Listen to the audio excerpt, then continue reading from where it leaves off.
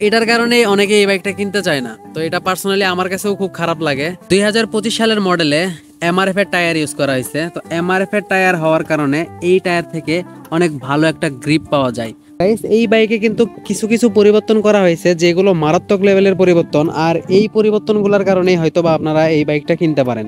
আর guys, এই যে দেখুন, এই জায়গায় লেখা হয়েছে স্ট্রিট স্পোর্ট। একটা বড় পরিবর্তন সেটা হচ্ছে এটা। তো এটা 2015 সালের মডেল থেকে আপনারা দেখবেন এটা সিলভার কালার। এই রিমের মধ্যে যে কালারটা করা হয়েছে এটাও কিন্তু একদম ছাপরি ছাপরি লাগে শুধুমাত্র এই কালারের জন্য। Hello bikers and bike lovers, আসসালামু আলাইকুম। আশা করছি আপনারা সকলে অনেক ভালো আছেন। তো বাইকার্স, আজকে দেখতে পারতেছেন আমার কাছে সুজুকি জিক্সার মনোটন 2025 সালের মডেলটা আছে। তো আজকের ভিডিওতে আমি এই বাইকটা রিভিউ করব, আর এই বাইকের কোথায় কি পরিবর্তন করা হয়েছে তো এই বিষয়ে আপনাদের সাথে আলোচনা করব। তো গাইস, এই বাইকে কিন্তু কিছু কিছু পরিবর্তন করা হয়েছে যেগুলো মারাত্মক লেভেলের পরিবর্তন, আর এই পরিবর্তনগুলোর কারণেই হয়তোবা আপনারা এই বাইকটা কিনতে পারেন। গাইস, এই বাইকের স্পেসিফিকেশন সম্পর্কে আপনারা সকলেই অবগত। তো আগে 2023-24 মডেলে যে স্পেসিফিকেশনগুলো ছিল, তো এই বাইকে কিন্তু সেম স্পেসিফিকেশনগুলাই আছে। কিন্তু পরিবর্তনের মধ্যে গাইস যেগুলো পরিবর্তন হয়েছে, যেমন সর্বপ্রথমে যদি টায়ার নিয়ে কথা বলি, তাহলে 2023-24 বা 2017-18 যে কোনো মডেলের কথাই বলেন না কেন, সেই মডেলগুলোতে C8 এর টায়ার ইউজ করা হয়েছিল। তো C8 এর টায়ারের সেরকম ভালো একটা গ্রিপ থাকে না। তো এই বাইকের সব থেকে বড় পরিবর্তন যেটা, সেটা হচ্ছে এই টায়ার। তো 2025 সালের মডেলে এমআরএফ এর টায়ার ইউজ করা হয়েছে। তো এমআরএফ এর টায়ার হওয়ার কারণে এই টায়ার থেকে অনেক ভালো একটা গ্রিপ পাওয়া যায়, আর এই টায়ারের গ্রিপ এবং বিটগুলা অনেক মোটা মোটা। তো এই কারণে রাস্তায় কর্নারিংটা ভালোভাবে করা যাবে, আর রাস্তায় গ্রিপ একটু ভালো পাওয়া যাবে। তো এটা হচ্ছে এই বাইকের সব থেকে বড় পরিবর্তন, এটাই আমার কাছে সব থেকে বড় পরিবর্তন মনে হয়েছে। তো তারপর যে পরিবর্তনটা চোখে বাঁধার মতো, সেটা হচ্ছে এই ফুয়েল ট্যাঙ্কে যে স্টিকারটা করা হয়েছে, আর এখানে হলুদ কালারের স্টিকার করা হয়েছে। গাইস, অনেকেই বলেন যে এই স্টিকারটা উঠানো যাবে কিনা। গাইস, বাইকটা কেনার কিছুদিন পরে যদি উঠান তাহলে এই দিক দিয়ে একটা দাগ উঠে যাবে। যদি এটা শোরুম থেকে উঠাই নিয়ে আসেন তাহলে এটা বোঝা যাবে না। তো এটার কারণে অনেকে এই বাইকটা কিনতে চায় না। তো এটা পার্সোনালি আমার কাছেও খুব খারাপ লাগে।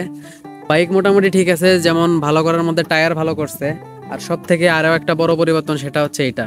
তো এটা 2015 সালের মডেল থেকে আপনারা দেখবেন এটা সিলভার কালার। শুধুমাত্র ক্লাসিক ভার্সন ছাড়া যেগুলো আছে সেগুলাতে কিন্তু এটা সিলভার কালার। তো অনেকেই মডিফাই করে, বাইক মডিফাই করে এটা কালো বানায়, তো সেখান থেকে টাকা পাচ্ছে আর কি কিছু ইউজারদের। তো এটা খুবই ভালো বিষয়। পার্সোনালি কথা বলবো গাইস এটাই নিয়ে, এই স্টিকারটা কারো কাছে ভালো লাগে কারো কাছে লাগে না। অনেকেই আমাকে কমেন্ট করেন যে এই স্টিকারটার জন্য 25 সালের মডেল ভালো লাগে না। তো ওইটা যদি শোরুম থেকে কেনার পরে পরে আপনারা তুলেন তাহলে কোনো ঝামেলা নেই। আর গাইস, আরও একটা পরিবর্তন, এখানে রিমের মধ্যে দেখুন এই স্টিকারটা, এটা আসলে কি কালার আমি বুঝে উঠতে পারতেছি না।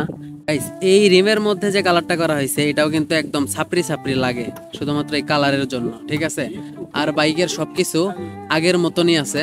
আর এই যে দেখুন পরিবর্তনের মধ্যে এই জায়গায় আর একটা পরিবর্তন, এই জায়গায় কিন্তু এই স্টিকারটা করা হয়েছে।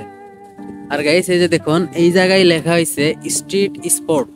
এটা হচ্ছে এই কিটের মধ্যে, যেটাকে কান বলা হয়। গাইস, অনেকেই বলেন যে এই বাইকের মধ্যে নাকি অনেক পরিবর্তন আসছে, কিন্তু পরিবর্তনের মধ্যে এইটাই, এই স্টিকার এটা কালো করে দিছে, আর এমআরএফ এর টায়ার, এই ছাড়া কিন্তু আর কোনো পরিবর্তন নেই। ইঞ্জিনের টর্ক বলেন, পাওয়ার বলেন, সব কিছুই আগের মতোই আছে। মিটার থেকে ট্যাঙ্ক মানে একদম পুরোপুরি আগের মতো আছে, শুধু চেঞ্জের মধ্যে এইগুলাই। জিক্সার মনোটন 2025 সালে অনেক কিছু নতুন কালার ঢুকছে, কালার চেঞ্জ করে নিয়ে আসছে তারা। তো সেই কালারগুলো ভালো আছে তুলনামূলকভাবে এই বাইকের থেকে, এই ব্ল্যাক কালার গ্লোসি ব্ল্যাকের থেকে ওইগুলোতে তুলনামূলকভাবে স্ক্র্যাচ খুব কম পড়ে। গাইস, অনেক আগে থেকে আপনারা বলতেছিলেন 2025 সালের মডেল রিভিউ করার জন্য। তো এটা রিভিউ করার আসলে কিচ্ছু নাই, তার কারণ সেম সব কিছুই সেম আগের মতোই আছে। তো এই কারণে কিন্তু এখানে রিভিউ করার মতো কিছুই নেই, যার কারণে গাইস এটা রিভিউ আমি এতদিন দেই নাই। তো আপনারা অনেকে বলতেছিলেন যে কি পরিবর্তন আছে সেগুলো নিয়ে একটু কথা বলার জন্য। তো আজকের ভিডিওতে আমি ওটাই করলাম। তো ভিডিও ভালো লাগলে লাইক করবেন, আর কমেন্টের মাধ্যমে জানিয়ে দেবেন কি ধরনের ভিডিও চান। আজকের ভিডিও পর্যন্তই, সবাই ভালো থাকবেন, সুস্থ থাকবেন, আল্লাহ হাফেজ।